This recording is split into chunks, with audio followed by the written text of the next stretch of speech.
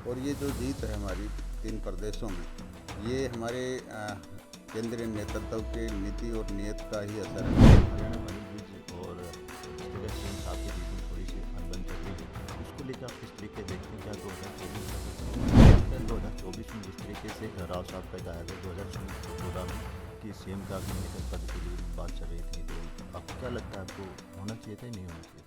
नमस्कार, हरियाणा तक में स्वागत है। मैं देशराज चौहान और मेरे साथ हैं डॉक्टर बनवारीलाल जो हरियाणा के मंत्री हैं। सर किस तरीके देखते हैं 4 राज्यों में जिस तरीके से रिजल्ट जो कल जो सामने आए और 3 जगह आपकी जो जीत हुई, जिस तरीके बम्पर जो जीत हुई, उसको लेकर आप क्या कहेंगे? देखो, कल जिस तरह से 4 राज्यों के जो नतीजे आए चुनाव के, और उसके अंदर 3 प्रदेश राजस्थान, मध्य प्रदेश और छत्तीसगढ़ में जो बहुमत की सरकार हमारी बनी है, उसके लिए मैं सभी कार्यकर्ताओं को, सभी मतदाताओं को बहुत बहुत बधाई देता हूँ, शुभकामना देता हूँ। और ये जो जीत है हमारी 3 प्रदेशों में, ये हमारे केंद्रीय नेतृत्व के नीति और नियत का ही असर है। क्योंकि हमारे देश के प्रधानमंत्री नरेंद्र भाई मोदी ने जिस तरह से बहुत सी जन कल्याणकारी योजनाएं बनाई हैं जो गरीबों के लिए हैं, और उनका लाभ आम जनता तक घर बैठे मिला है, तो ये उसी पे ये जनता ने मोहर लगाई है हमारी जन कल्याणकारी नीतियों पर। और हमारे देश के प्रधानमंत्री नरेंद्र भाई मोदी जी और हमारे राष्ट्रीय अध्यक्ष जेपी नड्डा जी और माननीय अमित शाह जी की जो एक संगठन को मजबूत करने की एक शैली है कि हम पन्ना प्रमुख तक कार्यकर्ताओं की जो जिम्मेवारी दी है, तो जो हमारे कार्यकर्ता पन्ना प्रमुख तक जिन्होंने मेहनत की और जो हमारी जन कल्याणकारी योजनाएं उनको घर घर तक पहुंचाने का जो काम किया, उसी की वजह से आज हम तीनों राज्यों में सरकार बहुमत की बना पाए।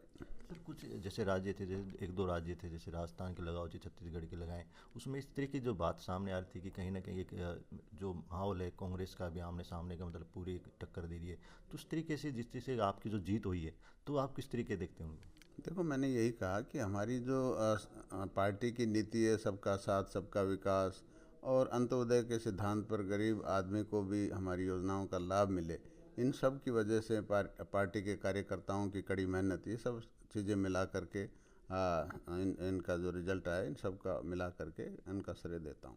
सर क्या लगता है ये जो जिस तरीके से चुनाव का जो आप रिजल्ट आया, इसका 2024 का जो इलेक्शन होगा हरियाणा में, किसका असर पड़ेगा?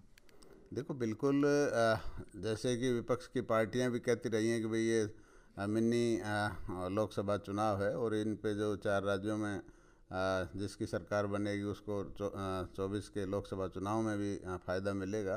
तो हम भी कहते हैं कि भाई आज जिस तरह से 3 प्रदेशों में भारी बहुमत से हमारी सरकार बनी है, तो निश्चित तौर पर 2024 में जो लोकसभा और जो प्रदेश का चुनाव आ रहा है, उसमें इसका असर पड़ेगा।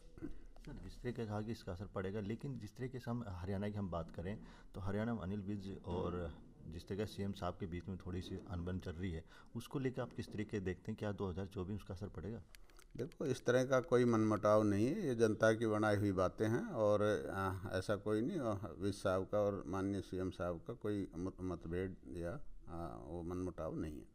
सर बात करें 2024 में, जिस तरीके से राव साहब का कहा था 2014 में कि सीएम का कहीं ना कहीं पद के लिए बात चल रही थी, तो अब क्या लगता है, आपको होना चाहिए था या नहीं होना चाहिए था? देखो, ये सीएम का चेहरा बनाना हाईकमान का काम है। किसको सीएम बनाते हैं, किसको नहीं बनाते, ये हमारे लेवल की बात नहीं है, तो इस पे मैं कोई कमेंट नहीं करना चाहता।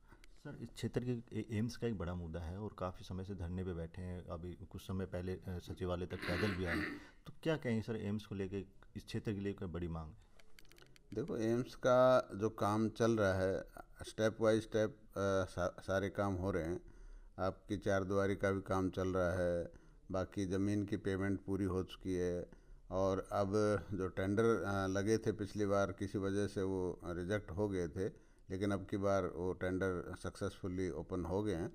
तो जल्दी ही अब 10-12 दिन के अंदर उसकी कहते हैं फाइनेंशियल बिड भी खुल जाएगी, और उसके बाद माननीय मुख्यमंत्री जी और माननीय राव इंद्रजीत सिंह जी प्रधानमंत्री जी से दोबारा बात करके और इसका जल्दी से जल्दी शिलान्यास करवाएंगे। सर क्षेत्र के लोग कहते हैं कि सिर्फ ये वोट टटोलने का काम करें, 2024 में इस तरीके की बात आ रही है, लोग जो धरने बैठे हैं वो लोग कह रहे हैं।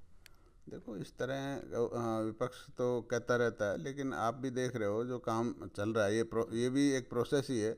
भी चारद्वारी का काम चल रहा है, आपका लगभग पूरी होने वाली है, जहाँ तक मेरे को रिपोर्ट मिली है। और ज़मीन की पेमेंट भी कर चुके हम, और जो टेंडर प्रक्रिया भी पूरी हो चुकी। तो ये सब इस दिशा में ही कदम है। ये थोड़ा ना कि एकदम बिल्डिंग बन जाती है, काम स्टेप बाय स्टेप ही होता है।